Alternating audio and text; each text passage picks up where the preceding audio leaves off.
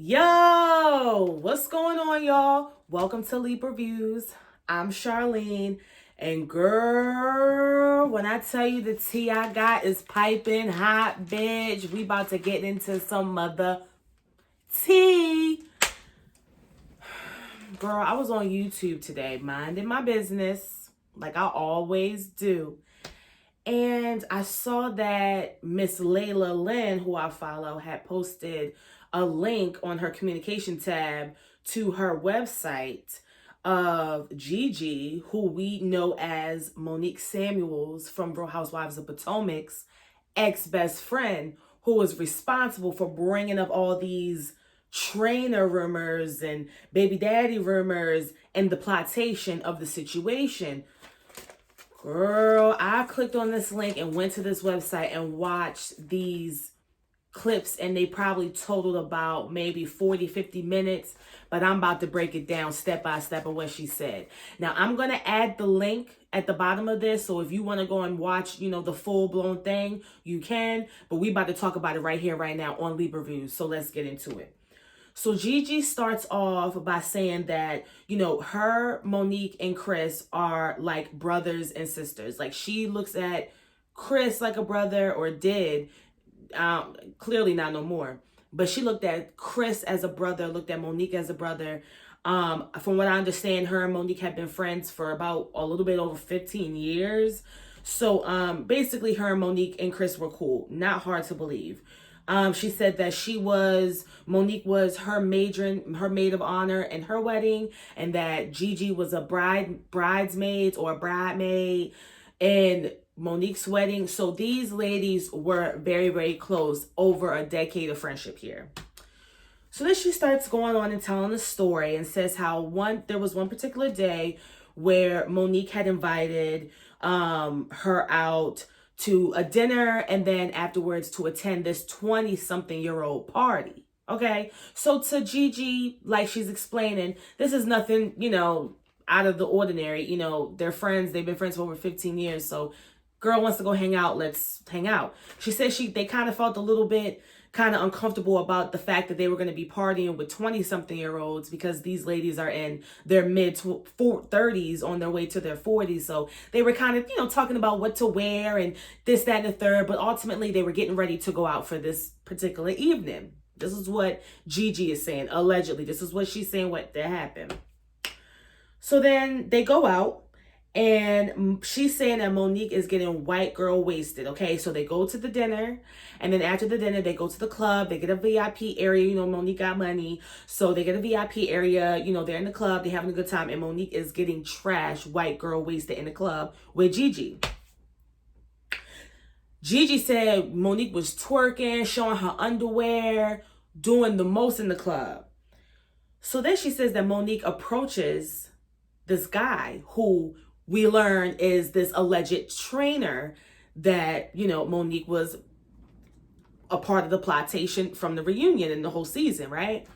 So GiGi says that, Monique goes out and is on the dance floor with this guy who we will learn is the trainer, okay? So GiGi says that she tries to stop Monique, because Monique is being super flirtatious. She's having a good time. She's taking shot after shot, and GiGi is concerned. Okay, GiGi is concerned about her friend.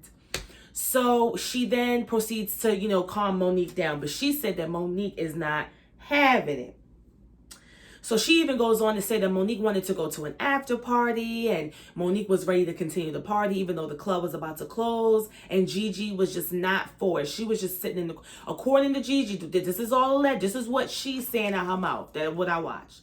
She's making it seem like she was a delicate flower in the corner, not doing anything, and Monique was acting wild, and she's like, girl, calm down, sit down, like, don't do this, let's leave, and she can't control her.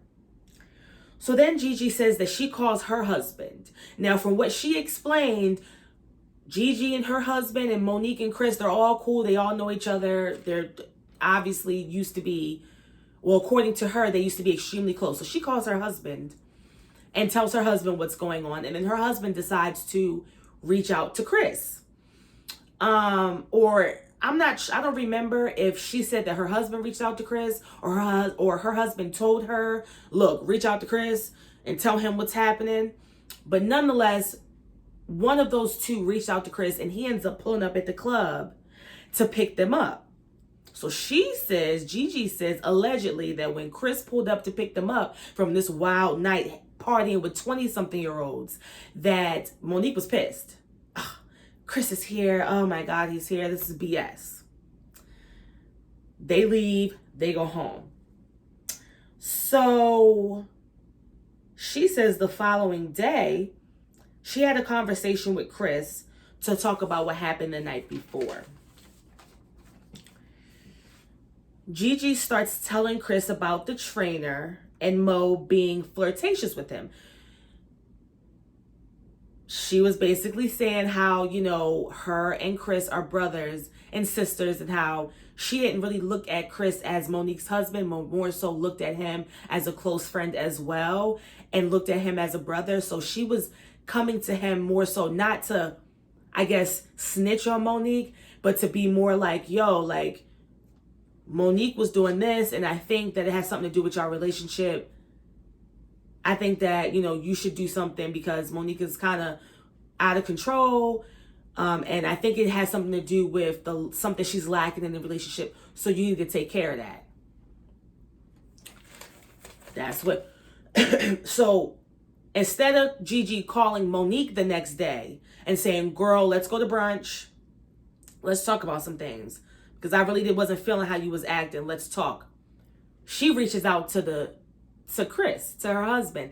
Now, I don't know if GiGi knows Monique through Chris or if GiGi knows Chris through Monique. I assume that GiGi and Monique were friends and she knows Chris through Monique. I don't think that GiGi and Chris knew each other first. And because she was cool with Chris, she then got cool with Monique.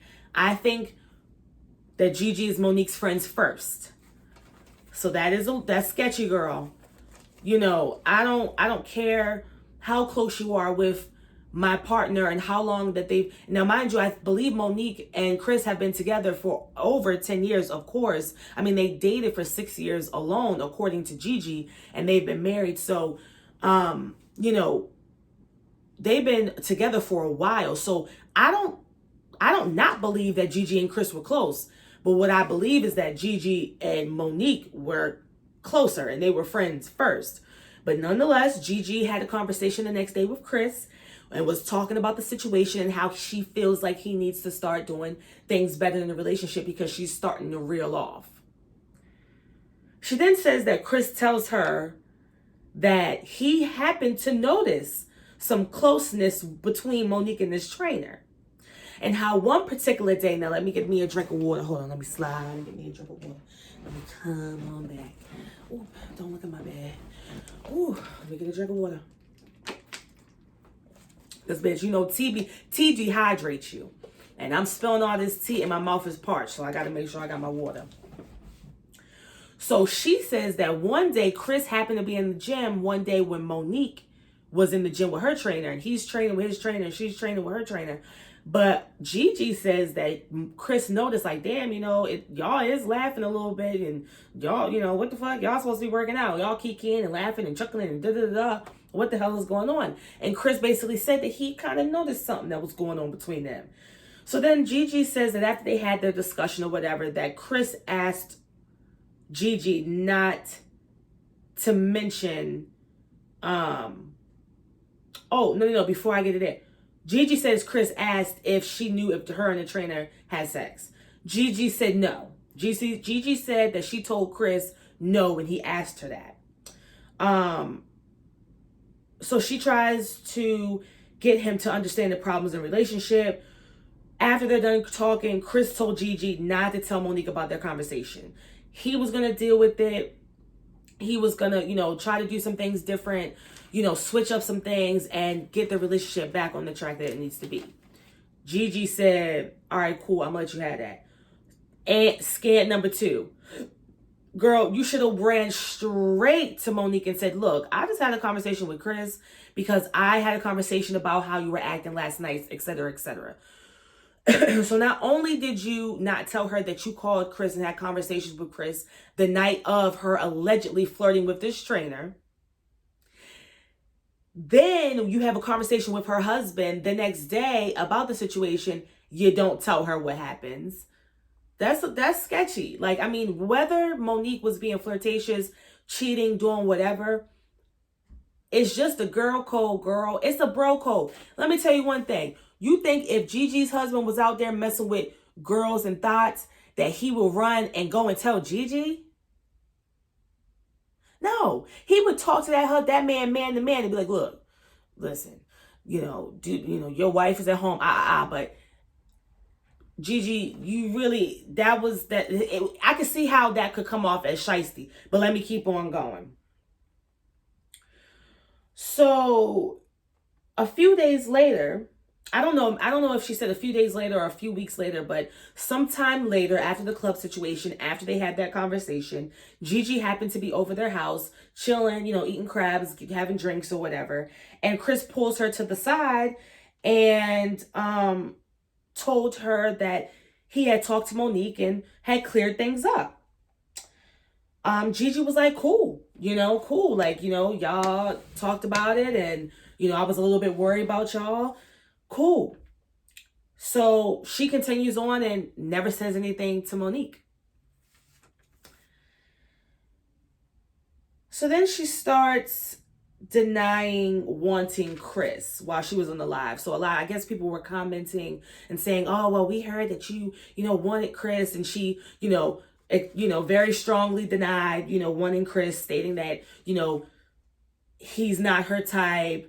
And even he's not her type. And even if, whatever, he got a lot of money, but he's cheap, he don't buy stuff, which I kind of find hard to believe, because if Monique wasted $200,000 on a business to upstart it, that doesn't seem too cheap to me. But Gigi said that, no, she don't want Chris. So then months go by after she spoke to Chris about the trainer. And she then goes on to talk about how Monique gets pregnant. So I assume this is when she gets pregnant with her third child, the youngest child. So then she talks about how she was excited when she found out that Monique was pregnant. And then she insinuates that she was supportive when she found out that she was pregnant, as she has been for all 4 of Monique's pregnancies. This is what Gigi is saying. Allegedly, Monique was pregnant 4 times, although she only has 3 children.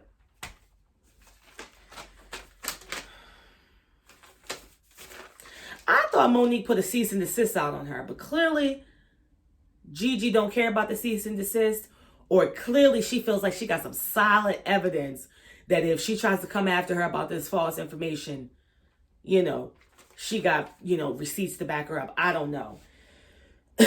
But she's insinuating that she was pregnant 4 times, although she only has 3 children. So after she finds out that Monique is pregnant, she says that out of nowhere, Monique just stops responding to her texts and stops responding to her calls. Now, Gigi began to say something, but then she stopped. And what I believe she was trying to say, so after she said this, that when she found out she was pregnant, Monique just randomly stopped talking to her. She said that she believes that when Chris found out that Monique was pregnant, it triggered something in him. She said that, and then she just stopped. She's like, you know what? Well, I don't even know that if that's a fact or not, so I'm not even going to put that into the atmosphere. But what I believe that she was saying was what I believe Gigi was trying to say, or was about to say, was that allegedly when Chris found out that Monique was pregnant, it triggered something in him, like, are you sure that this is my baby? Because I know you've been flirting with this guy and you've been out partying and twerking and dropping it like it's hot. So are you sure that this is my baby? Because I know you've been doing what you do. And that's what I think Gigi was going to say. But I don't know that to be, fact. So I'm going to let that be. But so Gigi begins to talk about how she gets irritated when she finds out that Monique blocks her, because she, was watching the show. So Monique had blocked her. They had stopped talking. You know, Gigi's mad. She's pissed off. She's emotional about it. So then as she starts watching the show of Real Housewives of Potomac, which I assume was season 4, or like towards the reunion, and how Monique was crying and talking about how she missed certain cast members and this, that, and the third. And she's like, bitch, like, you don't even know these bitches. And you on TV crying and talking about this and getting all emotional. Yeah, you blocked me and you refused to talk to me. So, you know, she's getting boiling. Gigi says she's boiling, like her blood is boiling. So she said she's reaching out to Monique, reaching out to Monique. And out of nowhere, Monique responds and says, and I quote, this is what Gigi said out of her mouth. And I quote, "I no longer have a desire to continue this relationship, etc., etc." So Monique sent her that text message, and then Monique blocked her. Gigi then goes on and says that Gigi then goes on to basically start describing how she feels like once Monique moved into Potomac, she changed her whole situation. She said that even Chris has said the same thing and says that Monique was a tomboy. She was the around the way girl, real cool, like laid back. And the way she was acting on TV, the cattiness, the glam, the this, the that, was not the Monique that she always knew. So then she said she wanted to pull up on Monique. Okay. Gigi says she's from Southeast DC, Anacostia. If you're not from the DMV area, the East Coast, you may not know, but the DMV, Southeast DC is equivalent to Compton. If you ain't familiar, it's similar to Chi-Town. It's similar to, East Atlanta. It's similar to that. Okay. So this is, Gigi says she's from Southeast DC, and she was pissed off that Monique had blocked her and was acting all emotional about these bitches on TV, and she's pissed. She wanted to pull up.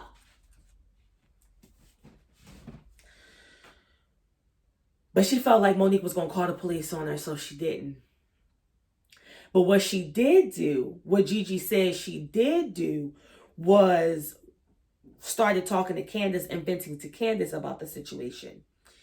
Gigi then goes on and says how Candace was very positive.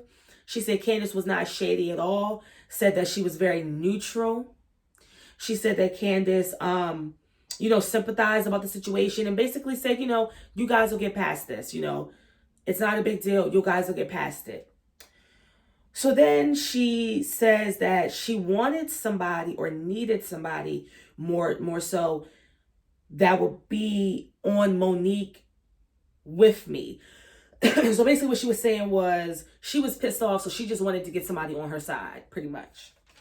So then she goes on and says that she doesn't know what Chris told her, but she thinks that Chris got Monique amped up to unfriend Gigi. That's what she thinks. Now I'm here to say, and I'm not, this is not fact, but I honestly believe that the reason why Monique didn't want to deal with you, Gigi, after 15 plus years of friendship, was because you was talking to that woman's husband behind her back about potentially flirting, cheating, and messing with another man.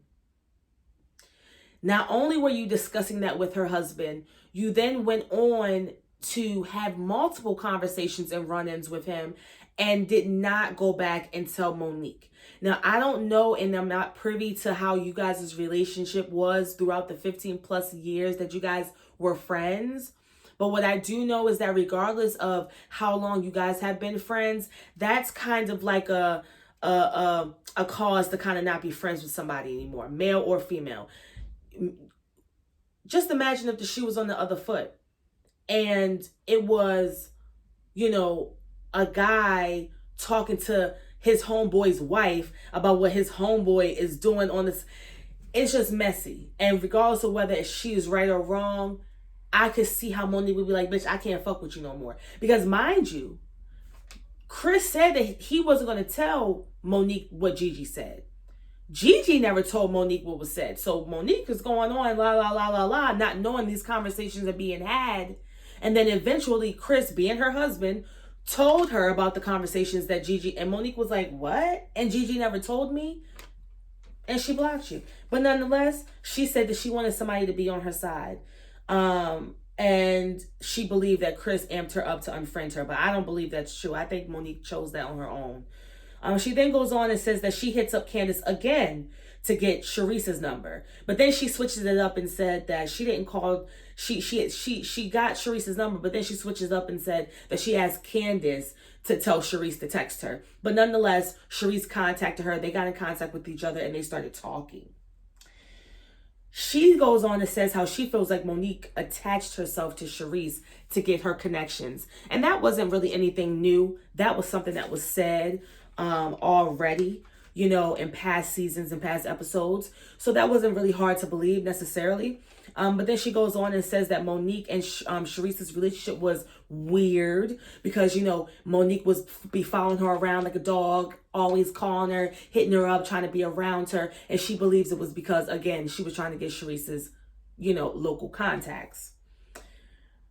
She then goes and says how she told Sharice everything that happened between her and Monique. So everything that she just said on this Instagram live, she told to Sharice.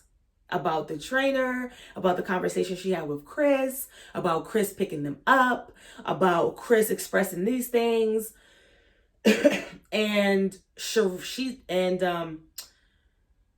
also says that at the time, Sharice and Monique were not friends. So at the time, Candace and Monique were friends. And she said that Candace remained neutral. But when she had reached out to Sharice and told Sharice what was happening, Sharice and Monique had not been speaking. So then Sharice basically straight up told GiGi, I'm going to take this information back to the girls. So she then says that she doesn't know what Sharice told the girls because she wasn't there when Sharice brought the information to the girls.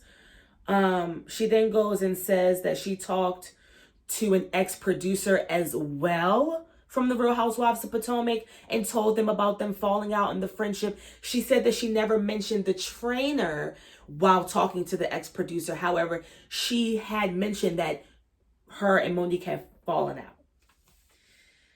out. She then goes on and says that she never wanted to be on the show. Her going to Sharice, her going to Candace, her talking to the ex-producer was not her wanting to be on the show. She just was pissed and wanted people on her side. This is messy. This is juicy. But what I will say is, you guys ever heard of the game telephone? That's pretty much what seems like happened in this situation. And I don't know this to be fact. And I'm about to get off this thing because I don't want this video to be too long. But what I think happened was GiGi contacted Sharice. Sharice took back that information. And to make the information even juicier, they brought in the fact that the baby may not be theirs. Or perhaps GiGi did offer that information to the girls. Because you notice she said in her live that there were 4 pregnancies and hinted towards an abortion or a miscarriage or something. So maybe GiGi brought that perspective to the girls as well. But we now know how this conversation got into the hands of Giselle, Robin, Candace, Sharice, and then eventually Ashley and Monique. And you have to realize that this was in the making, because when GiGi and Chris first had the conversation about this trainer, the alleged situation, Monique didn't find out until a while later. So, I mean, this is messy. It's giving more light to different things. I thought it was interesting that she said that Candace was very neutral. But it is very evident at this point that there was a plotation of the situation going on in this housery. What's the lyric? Don't need no hateration, holleration in this dancery. I said housery.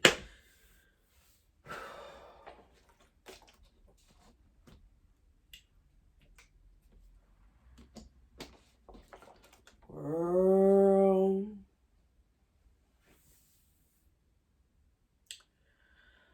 Well, what I have to say is, it don't matter how long you knew the boyfriend or the girlfriend. Your loyalty is to the friend. Okay? Number one.